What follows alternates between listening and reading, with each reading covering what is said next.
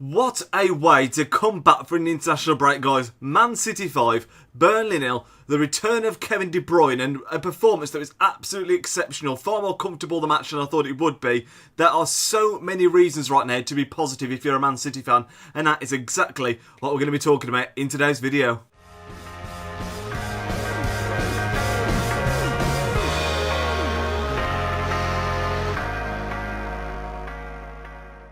Yes, guys, a really fantastic performance from City yesterday. Before we do get into it, though, as always, if you do enjoy this video, make sure to leave a big thumbs up on it. It's always massively, massively appreciated. Don't forget to subscribe to the channel if you are new around here for more fantastic City content, and leave your comments, thoughts and feedback in that comment section down below, whether it's your man of the match opinion from yesterday or whether it's just Man City or a question for me in general. Love to hear from you guys, and again, thank you so much for your support on the preview yesterday.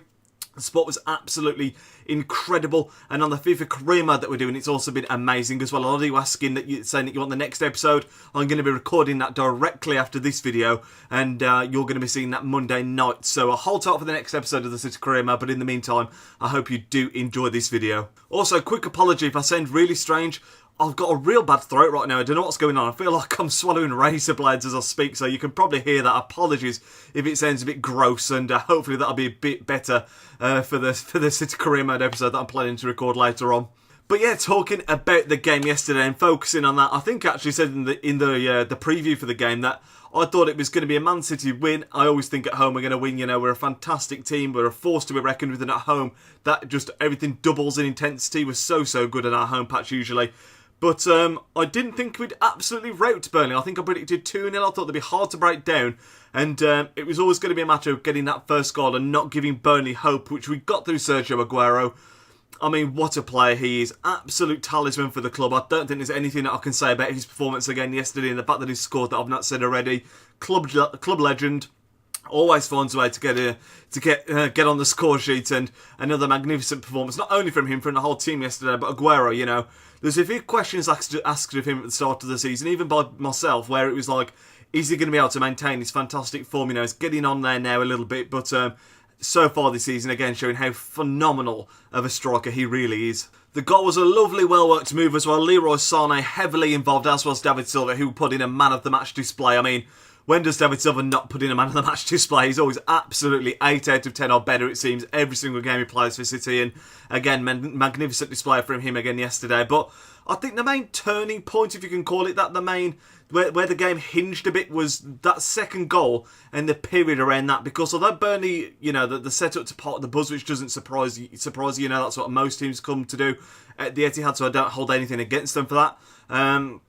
They did have a chance just before half-time. It was really well blocked from John Stones. I think it was Goodmanson who had the effort. Really well blocked. And, you know, if that goes in 1-1 going into the break, I think it was just before half-time. It could have been just after, but pulling us back to 1-1 could have been a different story. But that gets blocked. And then not long into the second half, we get our second goal, which was probably the most controversial incident of the entire game. If you've not seen it, essentially what happens is Sané goes down in the box. Wasn't a penalty, went down quite easily in my opinion, but I don't think it was a dive either. It was one of those where, you know, just because someone goes down, it doesn't have to be a dive sometimes, if you know what I mean. So that occurs. The ball is going out to play. The Burnley players have stopped because they think that he's giving a penalty or a free kick the other way for diving, potentially. I'm not quite sure, but everyone seems to switch off except for that main man, David Silva, who gets to the byline, gets the ball across, and Bernardo Silva hammers it in for 2-0. And the other controversial thing about this was the fact that the ball looked like it had just gone out of play. And what I will say is I think the ball had gone out, so the goal shouldn't have stood. But from a Burnley perspective, they shouldn't switch off. You've got to play to the whistle. And every now and then it's going to happen where these things, you know, I mean, I say every now and then it happens. It's very, very unusual to see a Premier League side turn off to the level that they did when that happened, because literally, even a lot of the City players, to be fair, stopped, looked at the ref, were waiting on a decision. David Silva just plays on, and then Bernardo makes it 2-0. So a bit controversial. Probably shouldn't have stood, but at the same time, if Burnley played to the whistle, they might have been able to sniff that out regardless. So could have been avoided from their point of view, and I think they'll be more frustrated at themselves rather than the ball being kept in, because it was incredibly, incredibly tight. What we're talking about, the controversial incidents, I know the ones that Sean Dyche, the Burnley manager, complained about were two, what he thought were red cards. The Vincent Kompany was the first one, which happened within like the first minute of the game, I think it was. The ball goes across him, loose touch, and he goes across to try and save the situation. I don't think it's a red card. He plays the ball, he does catch him, and it's an ugly tackle. Don't get me wrong, technically it wasn't a great tackle, obviously. Catches him with the studs, but the intent wasn't there, and I don't think, like, even if Kompany hadn't have stopped him, I truly don't believe that Kompany was the last man from what I can recall in that situation. So I don't think it was a red card. I think a yellow card was a correct decision, and I think the fact that it happened so early in the game probably helped us out in that regard, because it was so early on that you don't often see reds brandished, in the first minute. It's unusual to see a yellow card that he received brandished in the first minute. And then the second one, which Dash reminded about, was the Leroy Sané one late on, where he appeared to kick out. I think it was Jack Cork. I could be wrong. Forgive me on that one. But again, it was a bit of a nothing one. It was a foul. I don't think he massively kicked out. I think he just went around to try and get to the ball. Bit of frustration from Sané, a little bit tongue in cheek almost, I think. But not pretty from Sané, but again, I don't think it was worthy of a red card. I really, really don't. But regardless, going back to the goals, once we had got that second goal, we only went on from strength to strength. Just a couple of minutes later, making it 3-0 with a magnificent strike from Fernandinho. Normally that goal would be the goal of the game, without doubt. Cushioned finish, cushioned but powerful on the edge of the box. Keeper didn't stand a chance. Joe Hart, who we'll touch upon again in a second. But Joe Hart didn't stand a chance. Then Mahrez pops up with what was the goal of the game, which was an absolutely phenomenal individual piece of play. He missed that penalty against Liverpool, but I think you've got to acknowledge that if you put that to onside, his form in the last 2 or 3 appearances that he's made has been much better, and he's really looking like he's settling into the squad a lot more now. But yeah, great piece of play. Vintage Mahrez really on that left foot.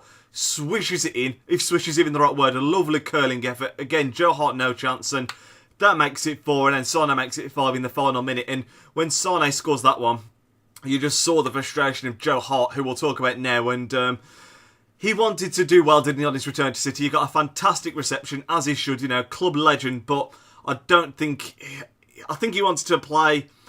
He wanted a much better performance from Burnley, and I think that's an obvious thing to say, because they've lost 5-0, but there wasn't a lot he could have done about many of the goals, and he generally did have some decent saves that he made before the second goal went in. He made a nice save from Aguero, and at that moment Aguero and him had a little bit of an embrace, actually, a bit of a handshake, which was really nice to see. Obviously, players that have played alongside each other for a long time when Hart was at Man City. But I think he would have liked to have come to the Etihad and put in a magnificent performance, man of the match. Kept a clean sheet for Burnley, but it just wasn't the case. And like I say, they've conceded 5, and I don't think any of the 5 goals can go down as an error or poor play from Joe Hart. They were just all fantastic finishes that he could do nothing about, to be honest. I think it's also worth touching upon how he lined up for the game. I always predict the lineups in my match previews, of course, and I often say it's really difficult to predict the Man City lineup with Guardiola, and he showed why again yesterday. I mean, the players that we played yesterday, I didn't think it was possible to get all in the squad at the same time. You got Aguero on the pitch, Sané on the pitch, Mahrez on the pitch, Bernardo on the pitch, and you think, how on earth is he going to get all these players in there? We played a very different team to what I think a lot of people would have expected, but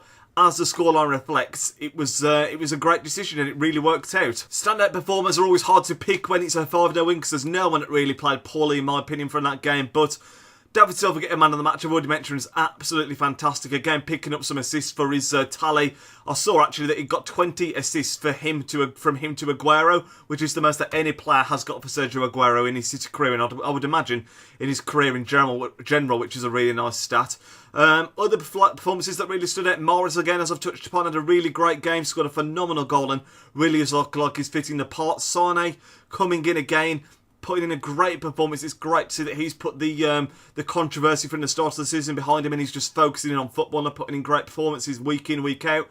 And, everyone played well. Bernardo Silva again in that central role was absolutely fantastic. And also, Kevin De Bruyne, someone that we have to mention, coming off the bench for half an hour after that long-term injury and just hits the ground running like it's absolutely nothing to the guy. He came on, got about half an hour. I think I mentioned in the preview that I would have liked to have seen him start, but comes on for half an hour, and apparently Kevin De Bruyne, if you're him, you just don't need time to settle, because he comes on the pitch, he's playing 1-2s, he's spraying great balls all over the place, and it's like he's never been away. He just slots in that team so well, and when he's on the pitch, it's like he's the heartbeat of the team, and that just happened instantly. Like, comes on the pitch, everything's going through him, and magnificent display from him when he came on, and I'm so excited to see him start the next game and hopefully carry on this form that he's had over the last 12 months, because he's been absolutely outstanding. And I know that Eden Hazard right now is on fire, his Belgian teammate, but I still think Kevin De Bruyne, obviously I'm a bit biased on this front as well. He's the best player in the Premier League. He's just an absolutely phenomenal player. Also worth the mention is Phil Foden. I like to talk about him when he gets on the pitch, and again was absolutely exemplary when he came off the bench in yesterday's game. He just always seems to fit the part, and I feel like I mention this all the time when Foden comes on. I say how he fits into the team. He doesn't look like he's overwhelmed by the occasion. He doesn't look like he's outclassed by his teammates, because of course we've got some phenomenal players on there. You know, David Silva, Kevin De Bruyne, Aguero, Jesus, Sane. This guy is 17, 18, and he comes on the pitch and he fits the team. He looks the part, and you can't underestimate how incredible that is for a player of his talent. And I think when you see the performances putting in, he, to me, contributes more than Ilkay Gundogan does when he plays. And I say that, I don't take that lightly when I say that. I know a lot of people give Gundogan stick. Gundogan's a good player. He's putting some great performances for us. I mean, a couple of weeks ago, I can't remember which game it was now. I want to say it was Newcastle, but I can't quite remember correctly.